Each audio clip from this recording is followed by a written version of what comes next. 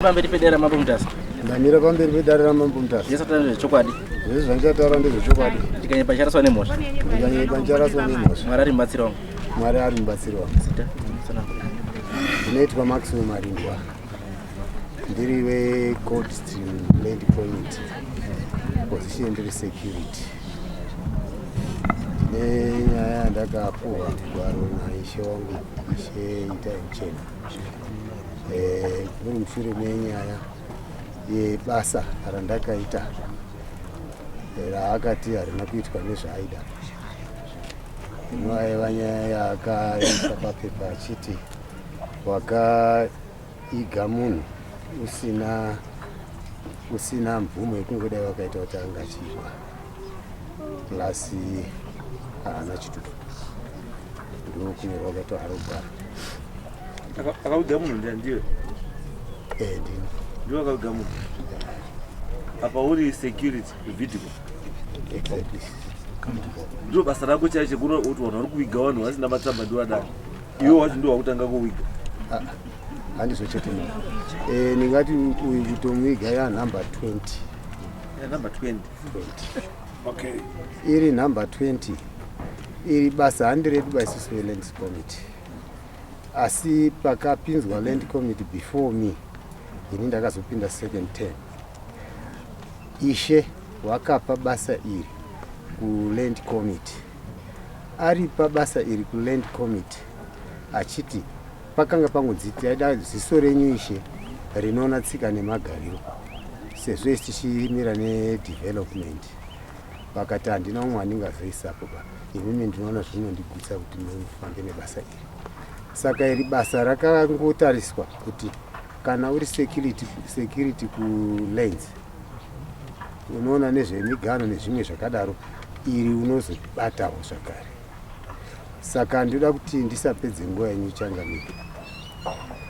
Zvandakaita apo pana tafire nyika kaitano ndo zvandaigara nchingoita. Tafire nyika kaitano ashaika. Nguva dzese ndinotanga ndatobata chairman wangu pana Mr. Manhanga. Pamanhanga wai kuno kwaita dambudziko ningi washaika. Ndiwo anozondipa instruction yekuti ndofamba sei zvoitwawo sei. Saka zvadaro ndakabata baba Manhanga. Baba Manhanga vakati hama dzacho dzese dzapo. Ini ndikati hadzisati dzapo dzese, asi mune vashoma varipo vamwe vari kunzi vari kuuya. Zvikanzi chimirira kana vauya vese woita dare navo. Dare rinoti munhu wawafira pamba uyu ngaanokliwa nemapurisa kana kuti aende kumochari nekuti munhu haarari mbakaira. Bva vazouyawo zveshuwa kubva ndaitawo kokasi nawo kubva ndavatsanangurira. Wakati hapana chakaipa ba, tine nematsamba ake kuti aitorwara. Ndo pandakatanga kutoziva hake kuti waitorawo machronic treatments. Wakati alright, ngatichiwirirane kuti muone kuti sezvo machuza kumapurisa iko nokuti yakandifeila kuenda kumapurisa either munotoendeswa kumochari. Kubva vaenda kumapurisa isu tikati since ndanzi unaziva kuti munhu harari mumbakairi. I need to be very wise and careful kuti zvikanonoka uko tonzi pamwe azi clear nguva yapera kuti pazogadzirwa imba kuzoviga futi munhu zuva ravira imhosva futi. Bva tati maenda ikoko munobva mandifonera kuti zvanzi kwete pochitoronga kuti aende kumochari since hafani kurara mumbakairi. Kubva vafona kuti kuno tapedzerwa nemapurisa anzi ngaachengetwe. Ini kubva ndangoti very true fine, but ndisandaronga vanhu vanoenda uko nganditange kuti ndabata futi chairman wangu. Chairman kuzomubata nhamba dzake dzadziswita kairi. Kubva ndabata Ishe Ishe wangu uyo ndiishe wangu uyo. Kubva ndamubata haanombondinetsa akati ndo urongwa huripo. Ndati anzi ngaachengetwe zvake. Zvikanzi kana panzarwo iwe teedzera zvataurwa nachairman wako ngati well fine kwakusitotanga kutoronga vakomana ngazvikasirwa varume nguva dzati fambei kusvika tizochengeta. Tichipedza kuchengeta ndakabva ndabata futi chamanhanga ikaramba ndabata futi Ishe ndikati Ishe ndapuwa zvese musumo ndinayo saka ndoita sei kuti ndizokutambidzai. Zvikanza inini ndinofunga ndiroda kumhanyira kuzoenda kuchechi mangwana ugonutsa kubata ndikati zvinoita here ndizosiya mari yacho pashop pamystore. Akati zvinogona kuita. Ndikati infact ndokumira kwakaita nyaya iyi. Handirambi hangu kuti ndingati ndakagona kana kuti handina kugona, asi ndoda kuedza kutaura chokwadi changu chokuti pakuvanhu vese ndo zvataingoita zvekuti kana kwaive kutokanganisa maybe ndakatokanganisa kubva kwese kumashure ndo zvandaingoita. Iri riri basa randakabvumawo kuti sekutiwo munharaunda changamiri wangu ati ngazvibatwe muite ndaingozviita. Ndo pane nyaya yangu changamiri batiri. Aiwa wozika wanoisa mutaura kuti ndiwo wakati muite wakakupai kuti go ahead ndo macomplain ndika ndo ari complaina kuti zvamakaita hazvisizvo. Saka kuti muclaim kuti makapa Ishe makazodai sabhuku makadai hazvicha make sense now because ndo ari complaina. Ari kukomplaina zvasi munhu wakwaye ha andikaona kucomplicate kwaunoita nyaya because kana utodai wanga uripo changamiro wacho aizvipindurira zvakutotaura zvimwe bambo zvinoitwa kojak mandiringana tiri mucommittee of 7 tiri pamwe chete nevamwe vese vagara pa icommittee of 7 yemucold stream patakapiwa basa takapinda mucommittee of 7 mucold stream tine kuti wamwe anogara uko wamwe anogara uko saka panobatwa basa kunenge kwatanga kuitika Mhoswa kune mumiriri wecommittee of 7 saka ndiro basa rakaita uyu haana kuita ari ega zvese committee of 7 taitoziva kuti uko uriko namaishandi mukadzi uri apo wariko kucold stream kusoro ndo ainotobata basa wariko. Isiso committee of 7 tinogona kusvika kuzobatawo maoko ari kutaura kana changamiro wacho muchena haatozivi pane guwa racho hazivi kuti mukadzi here kana kuti makuwa acho ari papi hapazivi. Ndikati muchidimba ndiri kuedza kubatsira kuti asaroverwe neMhoswa saka taiva takamira tese kuti tabatwa tese sambe yaunzwai. Imi as committee of 7 muri kushanda sei nemasabhuku neIshe? Chokwadi pasirius amarindwa ndichipindira ndiri ipapo takadaidzwa amatare awanda ndofunga wakatanga kudaidzwa dare Ishe akati ndakuregererai musazozviite futi ende musumo wakatambira hana kudzosa musumo kuti nyaya yenyu ndakuendesa kwamama dai kuzi nyaya yake yaida kuitawo value kwatiri akatidzosera musumo kuti makaita zvinhu zvenyu mega saka haana kudaro. Saka wakatambira musumo zvinova kuti iye wakazvitambira saka Ishe ndaenda kuregerai takushandiswa tsamba yakunyora titorere nemwe zvetsamba yatakanyorwa committee of 7 mambo wakati warada kukuonai tsamba yacho itori panapa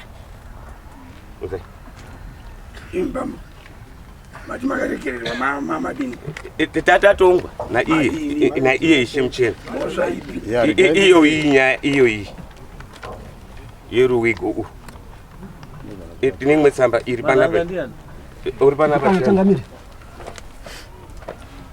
muri mesere necommittee of 7 tiri pamwe chete changamire wangu.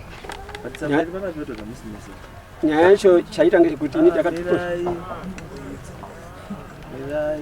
tsamba iri panapa yototi hamusi mesere.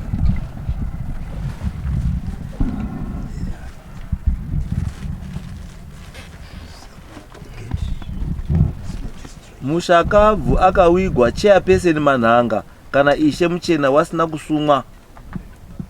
Handi manhanga here? ndini manhanga ndini chairperson. Saka muri kusei futi muri kutsigirawo kufuti sei? Handisi kutsigira sinotora zvakaitika changamire wangu.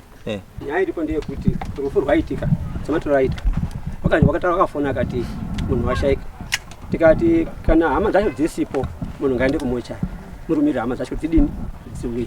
2 munhu kana afira paumba ngaende kupolisi yoclear ndise ndizvo ndakamutaurira paburial ndio pane kwiri ngekuti paburial sematora aita akuzobata foni yangu kuti kumapurisa kwabviwa saka burial yada tichitwa ndipo ndisina kudini manje kundisina kuziviswa manje ndipo azana kubatani Ishe muchena kuti mutadza bata chairman saka bherero takudini takuita samuchena chitori mutown takazolaki ndafunda ari mutown tabatana samuchena waye tasangana mutown akati nduta watambira foni yani yamarindi iri kuti munhu bherero yakudini yakuti mapurisa adini akiliya saka kwabva atidaidza kairi iye Ishe muchena pakubatana ndati ndigadzise munhu wenyu zvaakaita wakakanganisa tikati kani uyu akapawa maversion yake ini ndikapawa version yangu iye wacho kwabva kuti afuke chipiri akati mari ndandakuregerera izvo waikaita izvi usazosvite futi zvekuti unoiga munhu chairperson wako asingazvizivi inini handina dambudziko nazvo ngekuti kana dai kuri kuti munhu wacho akaigwa ndisipo handi ndaifanira kutadziwa misa kuti munhu anga asingafani kukorera mumba just because handipo kana kuti handina kusumwa asi nyaya ipo zviro zviri formal semashandiro taindoita ndaifanira ndiri pamwe chete ndichidini ndichiwitinisa zvese zvikuti zvafamba zvakanaka here saka unfortunately foni yangu ndiyo akaita kuti atadze munhu mapurisa akamukliya sei munhu asina chitupa asina bheri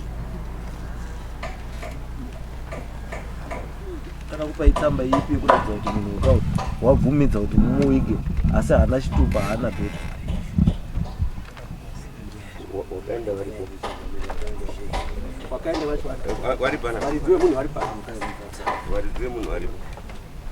mapurisa akakliya sei inini pakaenda kokliwa uko kundandisipo ndakasara kumba zita ndodzivaite chidanga rembizi pakaenda kokliwa kundandisipo ndini ndakasara kumba kwakaenda murora nemuzukuru kwaenda murora nemuzukuru but ndopawakataura wari ikoko kuti nditori pamapurisa hanzi itaise hanzi igai ndini ndakazotobuda ndichitaurira samarindwa kuti kwanzi igai henyu saka pakuzoshifta kwakaita murora zvinhu zvake achichienda kumba kwavo ndakuchimubvunza kuti tsamba yekumapurisa iripi akuti kwazi handichazivi bedhrani anga asati noti because paanga ari kwamuchenda mbuya achizoya kuno kwakaya 2021 ari kwachenda mbuya paakaya kunoku ndopandakazomubvunza kuti mukoma chitupa chenyu chiripi tikuda kuita nhau yekuti tiri ngestendi chitupa chenyu chiripi akati chitupa changu chakasorasika ndakati saka chigadzisai kuti muone kutora chitupa akati ndichazvigadzirisa saka anga ari munhu akangokaundira pakuda kugadzisa kuda kutora chitupa ichi kusviko pakufa asati aenda kugadzisa kuti aite chitupa mwana pane kamwana kamusikana 1 kari kupenalonga kadikidiki kane 2 years hanga asati atoreswa nichokwadi makangowiga makamupa ipurpose burial nameless grave munhu asikazikana haana hama haana chi ipurpose burial makapa munhu asi munhu wacho muchimuziva security iwewe unoiga vanhu vanenge vaine mapepa api iwewe inini changamiro risikakuvanzire ndoda kutaura sezvandambotaura vanhu vese ava inini munhu akarwara munharaunda toziviswa kuti kune kwaita urwere munhu akarwara munharaunda tinoziviswa kuti kuno kwaita urwere tobatsira kuona tese amuka sei ari sei aenda kuchipatara ishu iripo ndekuti imimi semunhu awiga vanhu more than 20 munhu asati awigwa munotarisa mapepa api anofanira kunge aripo chatinongonyanya kuda kuziva ane makadhi ekuchipatara here zviri kukleva rina dhokota zvekuzoti hangu ndinoda kuona chitupa chenyu handidi kunyepa burial order normally kana munhu akafa ari kuchipatara makadhi ake nekutora kwakaita munhu mumochari ndo zvinozotoresa burial order chinotoresa munhu mumochari unongoine burial order akafira mumba munonotejesa kuti kana anenge aine burial order saka ndosakataura kuti imimi maburial order muri kuaona kupi yekuwiga vanhu uri kuiga Ngozi kutora kamatoita muri kuratidza kuti resa muri kuiga muri ngoiga vanhu vana mabheri aoda. Ndo requirement kabamo. Yekuti munhu kana achisvika ka bheri aoda. Andi sai kana musikati mutoda mutozivi kuti munhu kana achiwigwa pada bheri aoda. Kana munhu afira pada police clearance kauda chii zvese hamuzizivi. Hakuna munhu anokuigwa. Pakatoshaishwa from the word start. Pakaisa changamiro yekuti rana izvizvi. I think it's not that kwandiri. Hapana akazomboita kadzidziswa kakadaro kuti shaida yakadzidzisa kuti kana mongoita chete itai munhu waimuona bheri aoda kana madai. Paurisa makawiga kuma 20 something amuta. Pana ni death certificate. Ufunga kufamily yacho inisati zoclaim. Pana death certificate inopiwa paproduction yebheri aoda. Ndine mama. Ndinobatsira wana nemukadzi. Bheri aoda yacho ndimi munoisainira. Ndimawiga. Kuti vakwanise kunotora death certificate. Aiwa. Gai chikubatsirei bambo. Zvamamuruta zvese zvazvechikiribiti. Zvese zvamamuruta bambo zvazvechikiribiti. Hazvibvumirwi bambo. Ende mukaona tiri mucommunity. Handiti pakafa munhu vanhu vari responsible nenyaya yekufa kwemunhu kufambira kwematsamba ihama dzacho. Izvi nditoshamisika system yekuti unozi security ndiye anofambira vanhu vafa these things for what? Izvezvo zvataurwa apa toda kutaura first attendance nokuti manzi vachitaura kuti toti vakagara pavagara hatina kugara panzvimbo 1 tiri muresettlement test ini ndiri kana dambudziko raitika nomari ndinari atenda ndoinifoma ka izwai zvatokutaura tiri kuti kuatenda is correct. Andi hazvina kushata asi tiri kuti zvokuti muzoite in charge of the program matsamba because panoiswa death certificate. Death certificate kuti ibude kana ari murume mukadzi wacho ari mupenyu ndiye anouya kotora death certificate. Kana ari mukadzi wafa murume ari mupenyu anouya kotora death certificate ndiani? Mukadzi. Asi kana pari kuti baba namai hapadini hapasisina handiti wasara chii wana handiti panodiwa hama ine senemu yakafanana neyemwana. Akangona nditaura ndiyo procedure chaiyo mapepa etikutaura nezvawo aya handiti but ini ndikushamiswa kuti imimi as security wevidiko where do you come in? Muri kupinda papi? Because Vidico is a development organ. Village development committee. Anzo. Saka village development committee iri kupinda papi pakuigwa kwevanhu.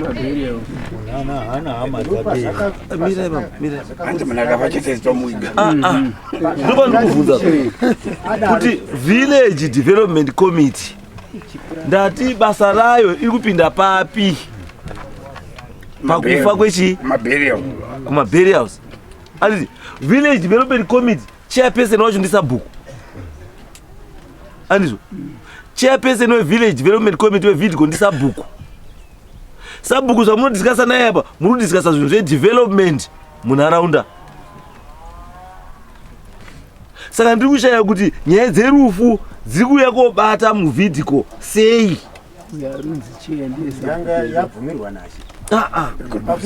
Kana ari Ishe akabvumira is wrong. Da kucorrect you. I'm trying to correct you kuti musazvipinzewo maproblems aya bamangwana. Murunzwa? Budai mukati menyaya idzizi dzinoinvolva mafamilies. Imi mitai zvechi zvedevelopment nharaunda.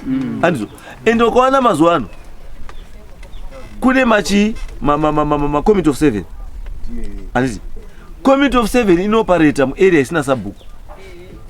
Kana kuti kana iripo ichioparata sabhuku arimo they work hand in hand because that's the first organ yakaiswa pakatanga kutorwa nyika pakatanga kutorwa minda kunzvimbo dzese dzeresettlement kusina masabhuku kwakusina masabhuku chairana icommittee of 7 but muna sabhuku committee of 7 inoshanda nasabhuku. Uku kwese uku handiti zvakatogazitwa izvozvi right now. Nyanga takatopedza yangosara pasara papi pasara apa handiti kwakuita program yeresuscitation mapepa takatoita. The reason why muri kuona kwese taita reestablish madzishe ese kuti muchena risina uta sau nawo matone masabhuku mupi meso because chaakumiswa izvozvo izvi tangomirira chete kuti tsamba ichiuye kuti tichikwanisa kutowagadza zviri pamutemo. Saka maareas ese hakuna area inozi haina sabhuku haina Ishe, because I know dambudziko ranga ririko ranga riri kuti pane village pane committee of 7 wakanga wasojaira kuzwa kuti mune committee 7 hamuna sabhuku kuri settlement hakuna sabhuku. Aiwa zvachinja izvo, masabhuku ari arimo meso. Titori in the process yekuregulata zvinhu zvese, kuregularize zvinhu zvese kuti masabhuku ayese kuita basa rawo, madzishe aite basa rawo zvakadii zvakanaka, because haungati area inozi Chikanga yozi ngaikontrolwe necommittee of 7, iyo inozi Mura Hills yozi ngaikontrolwe necommittee of 7, iyo inozi Muchena yozi ngaitwe necommittee of 7, iyo Isaungweme yozi ngaitwe committee of 7, okunozoka Zengenu kozi ngakuita committee of 7. Hazvimeki mazita ayo arikuratidza kuti zvinhu izvo nzvimbo idzo dzine waridzi wadzo. Saka zviri kuitwa izvozvi kudzosera waridzi munzvimbo dzani ndo process iri. Saka musakaneba nemasabhuku, musakaneba nemadzishe, dyidzanai, because I know with committee of 7 kakawanda kacho it's almost a political wing yekutarisa mainterest to safeguard mainterest yewagari wenzvimbo iyoyo. But the traditional side committee of 7 inoshanda nemasabhuku nemadzishe. You should coexist, moshandidzana zvakadii zvakanaka. Izvo kuti committee of 7 inonzwa kuti ari ndisabhuku kana kuti Ishe, zvinondirakidza kuti marelations enyu anomira zvakadii zvakanaka. Endai mogare pasi muwirirane, mutarakidzana mashandiro kuti kana zviri izvi zvinoitwa necommittee of 7, kana zviri izvi zvinoitwa nani nasabhuku, izvi kana zviri izvi zvinoitwa naIshe. Ambonetsani